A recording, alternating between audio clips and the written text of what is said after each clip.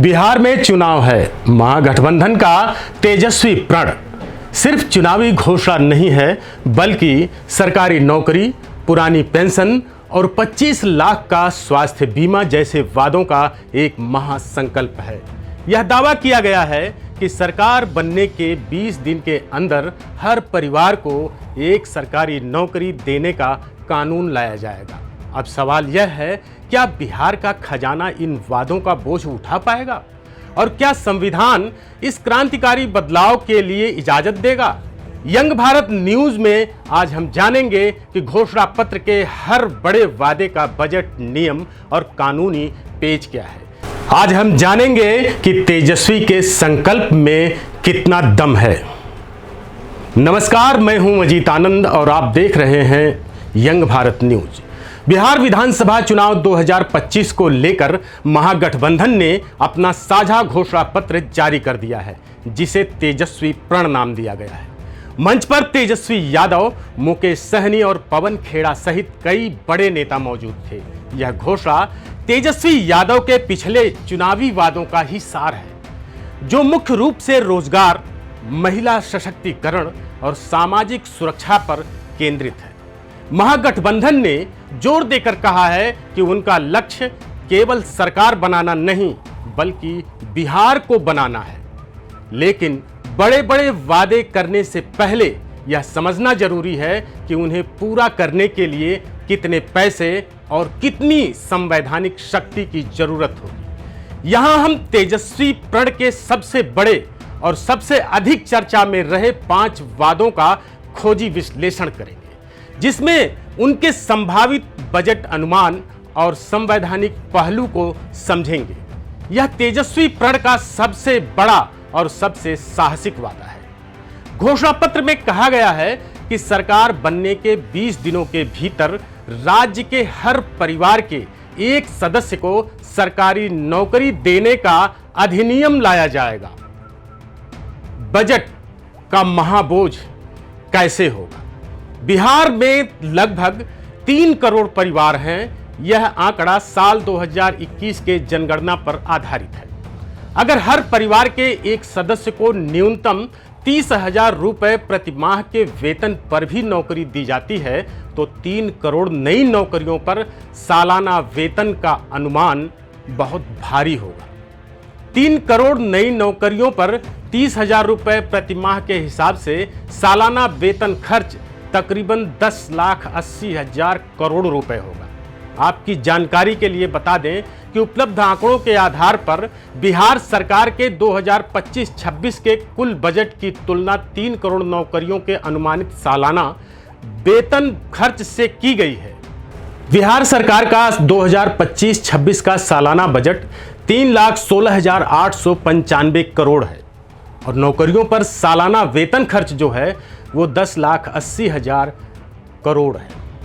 दोनों में अगर अंतर देखा जाए तो 7,63,104 करोड़ का अंतर आ रहा है। 3 करोड़ नौकरियों का सालाना वेतन खर्च बिहार सरकार के 2025-26 के कुल बजट से 3.4 गुना से भी अधिक है। केवल वेतन और पेंशन का खर्च अगर देखा जाए तो बिहार सरकार का वित्तीय वर्ष 2025-26 में वेतन, सहायक अनुदान वेतन और संविदागत वेतन पर अनुमानित खर्च करीब 81,473 करोड़ रुपए है।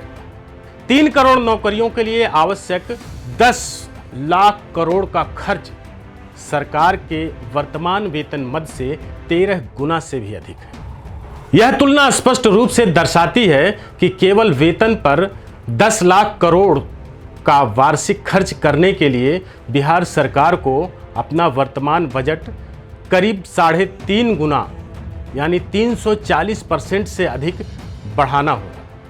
यह एक साल के राज्य के बजट से असंभव है, क्योंकि बजट में शिक्षा, स्वास्थ्य, सड़क, कृषि, पेंशन, ब्याज भुगतान और अन्य सभी योजनाओं पर भी खर्च करना होता है। संविधान का अनुच्छेद 16 यह कहता है कि सरकारी नौकरियों में समान अवसर की गारंटी देता है।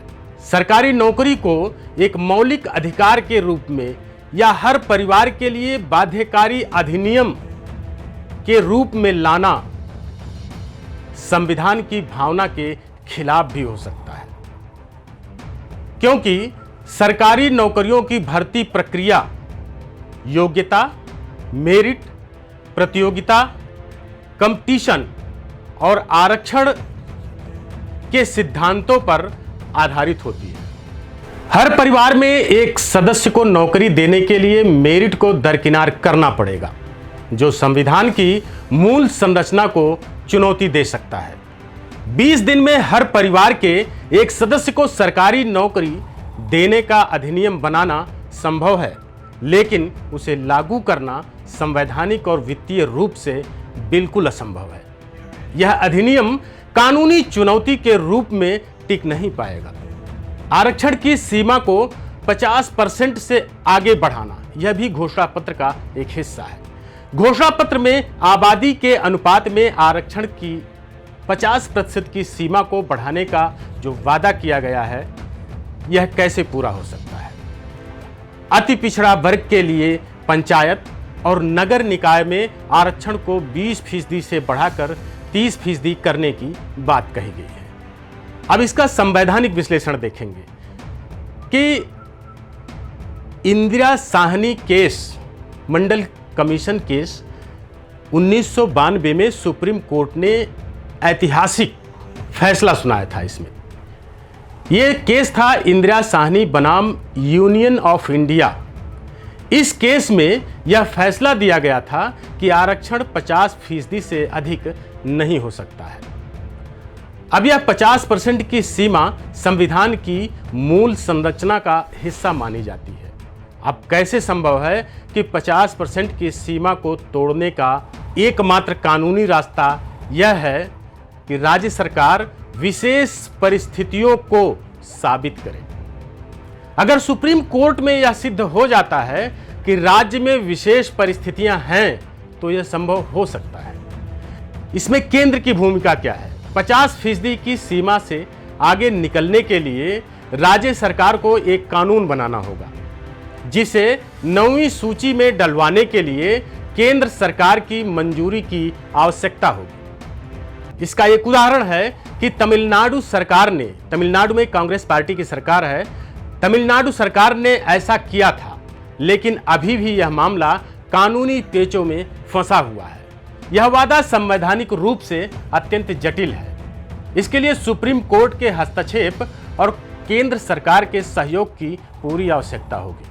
सिर्फ राज्य विधानसभा में कानून पारित कर देना काफी नहीं होगा।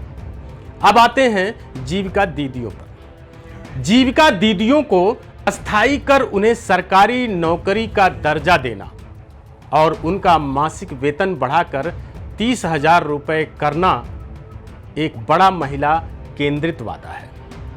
अब इसका भी संभावित बजट हम समझते हैं कि बिहार में करीब 10 लाख से अधिक जीविका दीदियां हैं, जो विभिन्न क्लस्टर और ग्राम संगठनों में कार्यरत हैं। वर्तमान में उनका मानदेय बहुत कम है, औसत 4,000 रुपये के करीब। अगर 10 लाख दीदियों को 30,000 रुपये मासिक वेतन दिया जाता है, तो सालाना खर्च 10 लाख दीदियों को 30,000 मासिक वेतन देने पर पूरा खर्च 36,000 करोड़ यानी 36 खरब रुपए आता है। यह भी एक भारी वित्तीय बोझ है, जो 6 लाख करोड़ का अतिरिक्त बोझ होगा, जबकि बिहार का मौजूदा बजट 79 लाख करोड़ को लगभग 2.5 गुना कर देगा। यह पैसा केवल टैक्स और केंद्र से मिलने वाली ग्रांट से जुटाना होगा, जो एक बहुत बड़ी चुनौती होगी। सरकारी कर्मचारियों के बीच ओपीएस लागू करने की मांग बहुत पुरानी है। तेजस्वी प्रण में इसे भी लागू करने का वादा किया गया है। इस पर अर्थशास्त्रियों का कहना है कि ओपीएस लागू करना राज्यों को दीर्घकालिक वित्तीय संकट की ओर ढकेलना है। वैसे घोषणा पत्र में सभी अल्पसंख्यक समुदायों के बारे में भी कहा गया है। संवैधानिक अधिकारों की रक्षा, और वक्फ संपत्तियों के प्रबंधन को पारदर्शी बनाने की बात कही गई है। अब आते हैं वक्फ कानून पर। वक्फ कानून और राज्य की भूमिका इसमें सिर्फ इतनी है कि वक्फ अधिनियम 1995 वक्फ संपत्तियों का प्रबंधन मुख्य रूप से इस केंद्रीय कानून द्वारा ही शासित होता है। राज्य सरकार के पास वक्फ बोर्ड का गठन करने और उसके कामकाज की निगरानी करने की ही शक्तियां होती हैं। अब राज्य सरकार वक्फ बोर्ड के कामकाज में आधुनिकीकरण कर सकती है, उसमें डिजिटलीकरण हो सकता है, अनिवार्य ऑडिटिंग हो सकती है, अतिक्रमण विरोधी सख्त नीतियां लागू करके प्रबंधन को पारदर्शी बना सकती है। यह वादा लागू करने योग्य है और इसके लिए किसी बड़े संवैधानिक बदलाव की आवश्यकता नहीं है। राज्य सरकार वर्तमान कानून के तहत सुधार करके इस वादे को पूरा कर सकती है। तेजस्वी के हर वादे के पीछे का आखिर रोड मैप क्या है? क्या तेजस्वी यादव ने महागठबंधन के साथ बैठकर इसका कोई रोड मैप बनाया है? तेजस्वी प्रण में केवल यही 5 वादे नहीं हैं, इसमें कई अन्य सामाजिक और आर्थिक वादे भी शामिल हैं जिनका विश्लेषण जरूरी है। पहला, महिलाओं और सामाजिक सुरक्षा के वादे। माई बहन मान योजना महिलाओं को 1 दिसंबर से प्रतिमाह 2500 रुपए की आर्थिक सहायता देगा। इसका बजट अनुमानित अगर 2 करोड़ महिलाओं को यह सहायता दी जाती है तो सालाना करीब 36,000 करोड़ का अतिरिक्त खर्च आएगा। यह एक बड़ा लेकिन संभावित रूप से प्रबंधनीय खर्च है, यानी यह खर्चा उठाया जा सकता है। विधवा वृद्ध जनों को 1500 रुपए मासिक पेंशन, वर्तमान सामाजिक सुरक्षा पेंशन में वृद्धि करके यह लागू करने योग्य है और इसे पूरा किया जा सकता है। महिलाओं के लिए मुफ्त यात्रा, 2000 नई बिजली वाली बसें खरीदने का वादा है। इससे महिला यात्रियों पर सीधा वित्तीय बोझ कम होगा, लेकिन बसें खरीदने और चलाने का खर्च सरकार को उठाना होगा। अब आते हैं किसानों, स्वास्थ्य और शिक्षा के वायदे। न्यूनतम समर्थन मूल्य यानी एमएसपी पर सभी फसलों की खरीद की गारंटी, इसमें भी बड़ा वित्तीय जोखिम है। यह एक बहुत बड़ा वित्तीय वादा है। सरकार को भारी मात्रा में खरीद करनी होगी, भंडारण करना होगा, जिससे सालाना हजारों करोड़ का अतिरिक्त बोझ पड़ेगा। 25 लाख का मुफ्त स्वास्थ्य बीमा जन स्वास्थ्य सुरक्षा योजना के तहत। इसे लागू करने के लिए राज्य सरकार को प्रीमियम की लागत का केवल भुगतान करना होगा। यह एक बड़ा लेकिन लागू करने योग्य वादा है।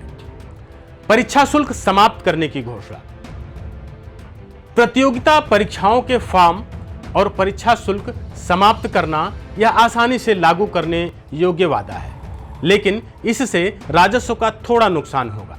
अब हम बात करते हैं श्रमिकों के लिए किए गए वायदे पर। मनरेगा मजदूरी 255 रुपए से 300 रुपए दैनिक मजदूरी में वृद्धि का वादा। यह सरकार का सकारात्मक और लागू करने योग्य कदम है।